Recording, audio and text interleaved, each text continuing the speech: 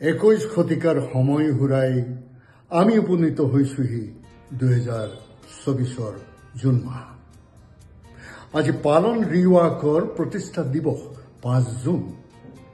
ইতিমধ্যে পালন ৰিৱাকে প্ৰতিষ্ঠাৰ 7টা বছৰ অতিক্ৰম কৰিলে।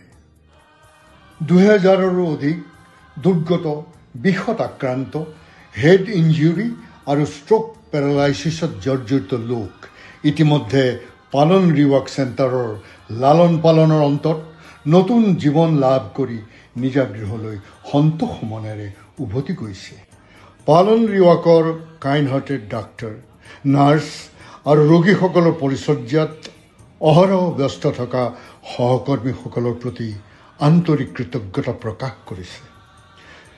প্ৰায় 6 মাহ আগতে এখন হস্পিটেলত দীঘলীয়া চিকিৎসাত থাকি মুমূৰ্ষু অৱস্থাত ৰিহেবিলিটেশ্যনৰ বাবে পালন ৰিৱাকলৈ অহা ষ্ট্ৰোক পেচেণ্ট আজি 3 দিন আগতে খোজ পেলাই আমাৰ চেণ্টাৰৰ পৰা নতুন আশাৰে ঘৰলৈ উভতি যোৱা বাক্সাৰ ৰঞ্জন মজুমদাৰ, যোৱা মাৰ্চত হাঁহি মুখেৰে ঘৰলৈ যোৱা মেঘালয়ৰ টিকাৰাম সোণাৰ, নলবাৰীৰ যতীন চন্দ্ৰ ডেকা, কাছাৰৰ বদৰুজা খান, যোৰহাটৰ শ্ৰীমতী ৰুমি বৰদলৈ, গুৱাহাটীৰ ৰবীন ৰাজবংশী, ওদালগুৰিৰ বিষ্ণু শৰ্মা আৰু কত শতজন।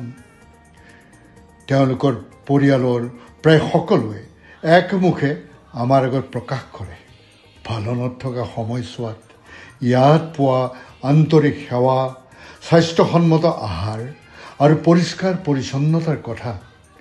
ডাক্তৰসকলৰ তত্বাৱধানত পালনত উপলব্ধ সুদূৰ জাৰ্মানৰ উৎকৃষ্ট ৰবটিক মেচিনসমূহৰ ফলপ্ৰসূ কাৰ্যক্ষমতাৰ কথা।